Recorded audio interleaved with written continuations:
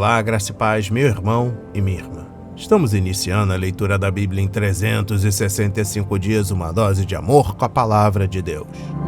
Hoje, no 140º dia, eu trago para leitura e comentários bíblicos os livros de 1 de Samuel, capítulo 3, livro de Salmos, capítulo 81, livro de Mateus, capítulo 19, versículos 16 a 30. A minha recomendação é que todos tenham em mãos bloco de anotação, caneta ou lápis. A Bíblia, tão importante quanto a sua leitura diariamente, nos traz refrigério para a alma, sabedoria, sobretudo nos aproxima de Deus, fortalecendo assim a nossa fé e a esperança.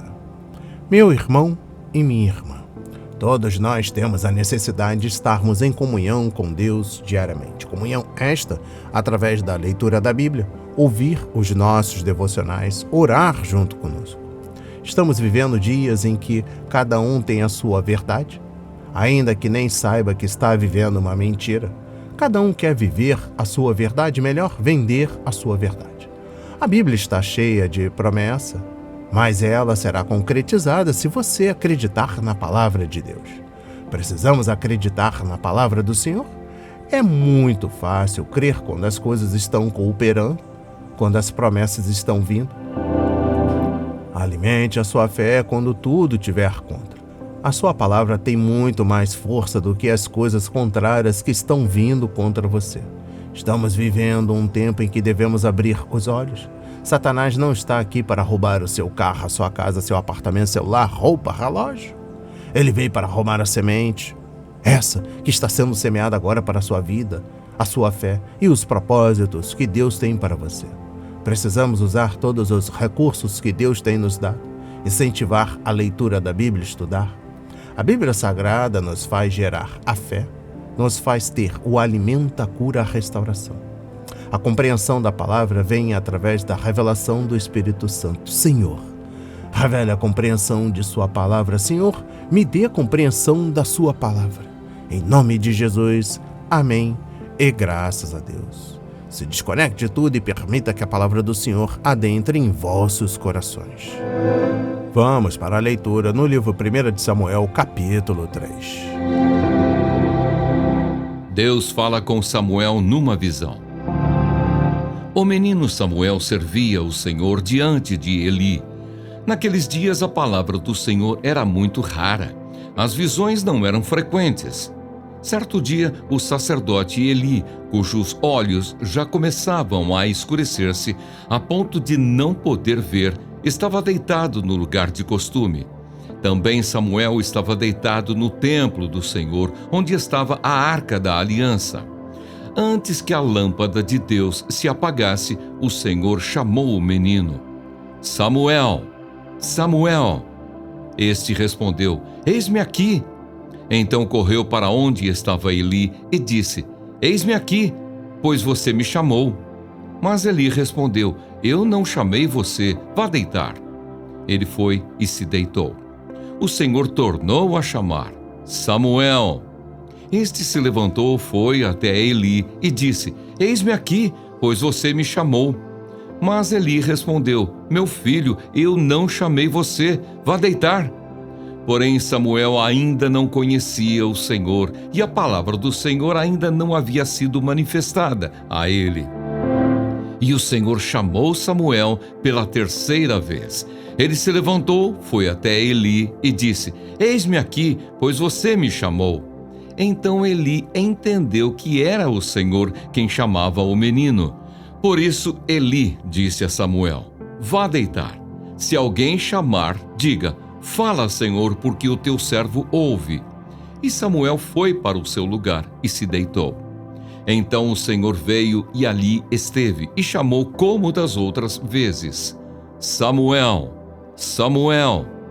Este respondeu: Fala, porque o teu servo ouve. E o Senhor disse a Samuel: Eis que vou fazer uma coisa tal em Israel, que todos os que a ouvirem ficarão com os dois ouvidos tinindo. Naquele dia farei contra Eli tudo o que eu disse a respeito da casa dele, do começo ao fim. porque eu já disse a ele que julgarei a sua casa para sempre, pela iniquidade que ele bem conhecia, porque os seus filhos trouxeram maldição sobre si, e ele não os repreendeu.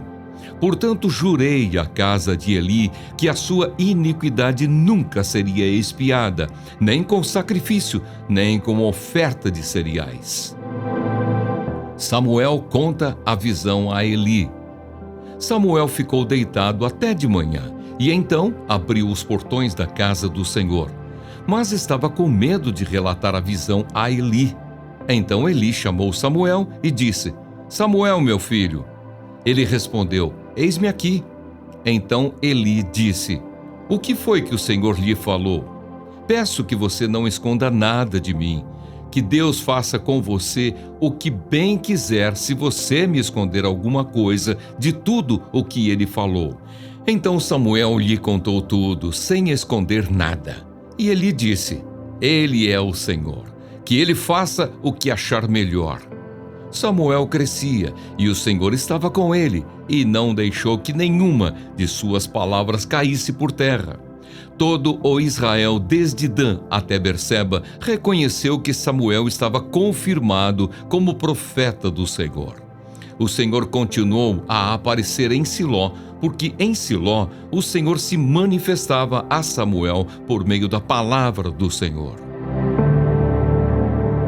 Amém. Compreendendo o livro 1 de Samuel, capítulo 3, exposição bíblica dos versículos 1 a 9.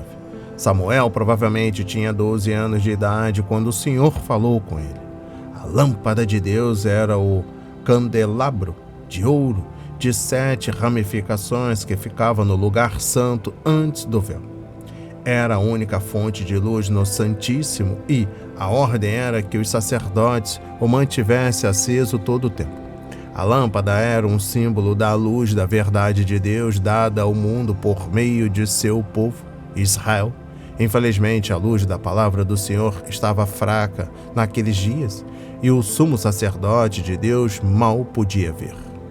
Compreendendo o versículo 10, Samuel obedeceu a Eli, voltou para o lugar onde estava dormindo e esperou que a voz o chamasse novamente. Então Deus falou 2 vezes o nome do menino, pois o pastor chama suas ovelhas pelo nome e tem a atenção delas, conforme João 10, versículos 3 e 14. Nunca se esqueça de que Deus sabe o seu nome. Exposição bíblica dos versículos 11 a 14.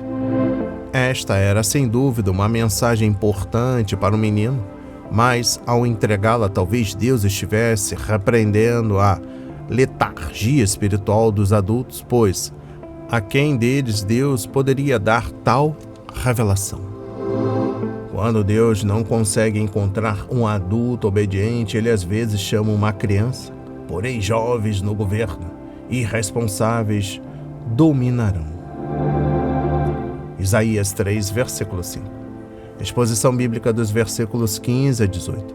Samuel ouviu a voz de Deus e recebeu a importante mensagem do Senhor, mas, na manhã seguinte, levantou-se cedo e voltou para suas tarefas rotineiras. Ele abriu as portas do santuário para que o povo pudesse oferecer sacrifícios e não contou nada a Eli sobre o que Deus lhe havia dito. Isso mostra notável maturidade para um jovem. Eli tinha suas falhas, como todos nós, mas devemos apreciar sua atitude positiva para com Samuel, que o sucederia como líder espiritual em Israel. Nem todo religioso experiente consegue de bom grado colocar-se de lado e deixar que um jovem aprendiz assuma seu posto. Até o final de sua vida, Eli pelo menos demonstrou preocupação com a arca do Senhor e o futuro de sua nação. Tanto que a notícia da derrota de Israel e da captura da arca causou sua morte. Se Eli tivesse mostrado parte dessa preocupação quando seus filhos eram jovens como Samuel, as coisas talvez tivessem sido diferentes. E eu encerro a compreensão no livro 1 de Samuel, capítulo 3, com a exposição bíblica dos versículos 19 a 21. Pela segunda vez, lemos que Samuel crescia, capítulo 2, versículos 21, capítulo 3, versículo 19. Mas é acrescentada a afirmação: o Senhor estava com ele. Essa declaração também seria feita sobre Davi em sua juventude. Capítulo 16, versículo 18 e capítulo 18, dos versículos 12 e 14. Vamos para a leitura no livro de Salmos, capítulo 81. Exortação a louvor e obediência.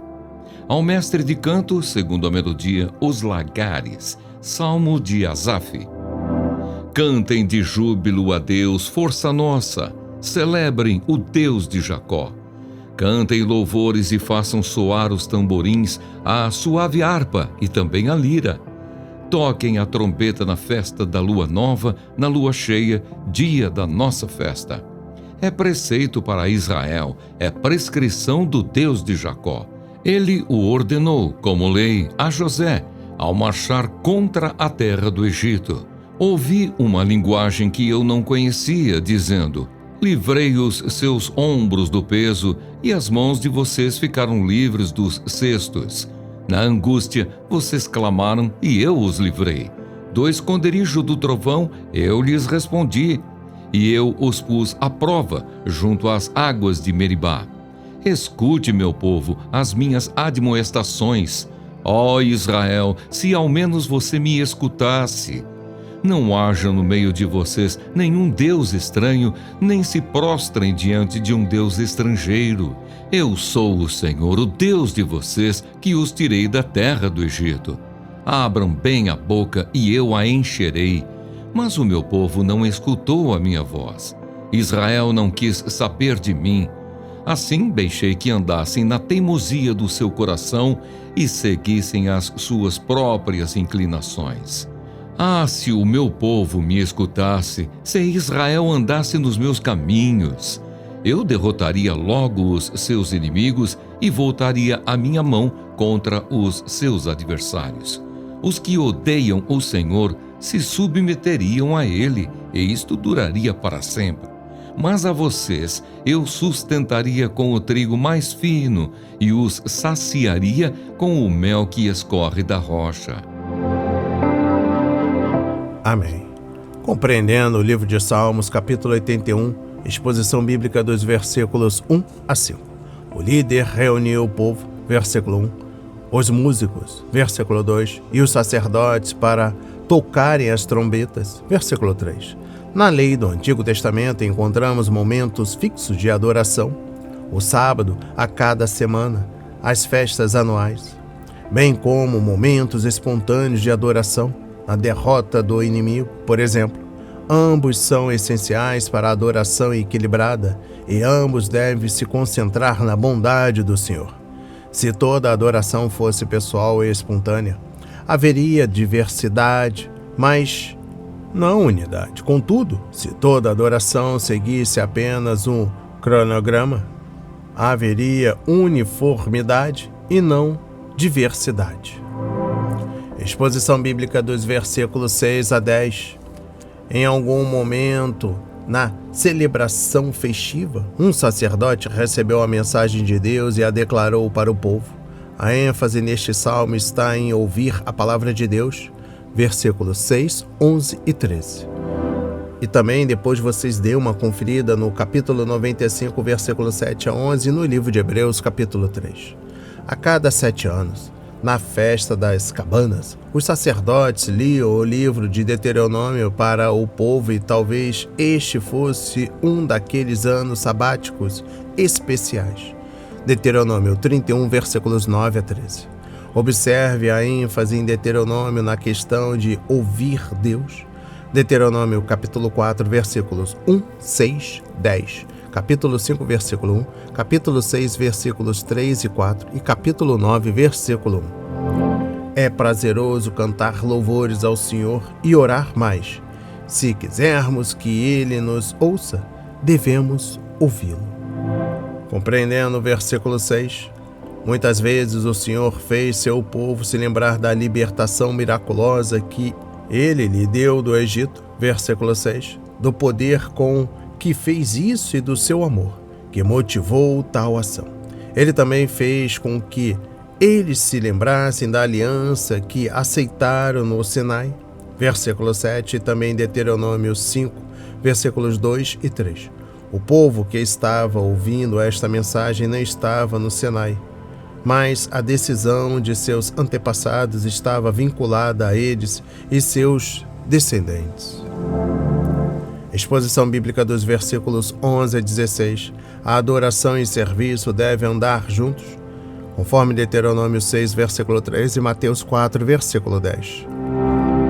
E isso significa que devemos obedecer ao que o Senhor ordena, mas a nação não obedeceu à palavra de Deus e ele teve de descobrir todas as pessoas com 20 ou mais anos de idade, conforme Números 14, versículos 26 e 27. Contudo, esta atitude de surdez espiritual e desobediência voluntária persistiu mesmo depois de Israel entrar na terra prometida, conforme registrado no livro de Juízes. Confere depois em Salmo 78, versículo 10, versículo 17, 32, 40 e 56. O pior juízo que Deus pode enviar é deixar que as pessoas façam o que bem entender, conforme Romanos 1, versículo 24, versículo 26 e 28. E eu encerro a compreensão do livro de Salmos, capítulo 81, trago o versículo 16. Quando desobedecemos ao Senhor, não só sentimos a dor de sua disciplina, mas também perdemos as bênçãos que Ele tanto deseja nos dar. O Senhor deu a Israel água tirada da rocha, mas ele estava preparado para dar-lhe o mel tirado da rocha. Deuteronômio 32, versículo 13. Ele enviou o maná do céu, mas teria dado o trigo da melhor qualidade. Vamos para a leitura no livro de Mateus, capítulo 19, versículos 16 a 30. O jovem rico. E eis que alguém, aproximando-se de Jesus, lhe perguntou: Mestre, que farei de bom para alcançar a vida eterna? Jesus respondeu: Por que você me pergunta a respeito do que é bom? Bom só existe um, mas se você quer entrar na vida, guarde os mandamentos. E ele lhe perguntou: Quais? Jesus respondeu: Não mate, não cometa adultério, não furte, não dê falso testemunho, honre o seu pai e a sua mãe e ame o seu próximo como você ama a si mesmo. O jovem disse: Tudo isso tenho observado, o que me falta ainda? Jesus respondeu: Se você quer ser perfeito, vá, venda os seus bens, dê o dinheiro aos pobres e você terá um tesouro nos céus. Depois, venha e siga-me. Mas o jovem, ouvindo esta palavra, retirou-se triste, porque era dono de muitas propriedades. O perigo das riquezas. Então Jesus disse aos seus discípulos: Em verdade lhes digo que um rico dificilmente entrará no reino dos céus. E ainda lhes digo que é mais fácil um camelo passar pelo fundo de uma agulha do que um rico entrar no reino de Deus. Ouvindo isto, os discípulos ficaram muito admirados e perguntaram: Sendo assim, quem pode ser salvo? Jesus, olhando para eles, disse: Para os seres humanos isto é impossível, mas para Deus tudo é possível. Então Pedro, tomando a palavra, disse: Eis que nós deixamos tudo e seguimos o Senhor. Que será, pois, de nós? Jesus lhes respondeu: Em verdade lhes digo que, na regeneração, quando o Filho do Homem se assentar no trono da sua glória, vocês que me seguiram também se assentarão em 12 tronos para julgar as 12 tribos de Israel. E todo aquele que tiver deixado casas, irmãos, irmãs, pai, mãe, filhos ou campos por causa do meu nome, receberá muitas vezes mais e herdará a vida eterna. Porém, muitos primeiros serão últimos e os últimos serão primeiros. Amém. Compreendendo o livro de Mateus, capítulo 19, versículos 16 a 30. Exposição bíblica dos versículos 16 a 26. Cada um dos 3 primeiros evangelhos registra este evento. Quando combinamos os fatos, descobrimos que este homem era rico jovem, provavelmente era o líder de uma sinagoga. Sem dúvida, podemos elogiar este jovem por vir publicamente a Cristo e fazer perguntas sobre questões externas. Ele parecia não ter segundas intenções e estava disposto a ouvir e aprender.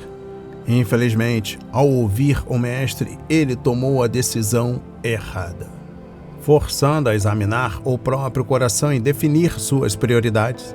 Apesar de todas as suas louváveis qualidades, o jovem ainda não amava verdadeiramente a Deus de todo o coração. Seu Deus eram os bens que possuía. Por isso, ele foi incapaz de obedecer à ordem de Cristo. Compreendendo o versículo 20, o jovem pensava apenas na obediência externa, esquecendo-se das fundamentais atitudes do coração. Jesus ensinou no Sermão do Monte que o ódio é o equivalente moral do assassinato e que a cobiça impura corresponde ao adultério. De fato, aquele jovem tinha bons costumes e seguia princípios morais, todavia, não conseguiu enxergar seu pecado. Por isso não pôde arrepender-se e seguir Cristo. Compreendendo o versículo 20, o maior tipo de obediência não se baseia em um desejo de recompensa ou no medo de punição. Ele é motivado pelo amor. Em sua vida e através de seus ensinamentos, Jesus tentou mostrar ao povo que as bênçãos espirituais e interiores são muito mais importantes do que ganhos materiais. As riquezas materiais não são garantias de que Deus está satisfeito com uma pessoa. Deus vê o coração e Ele quer formar o caráter. A salvação é a dádiva do Senhor em resposta à fé de uma pessoa.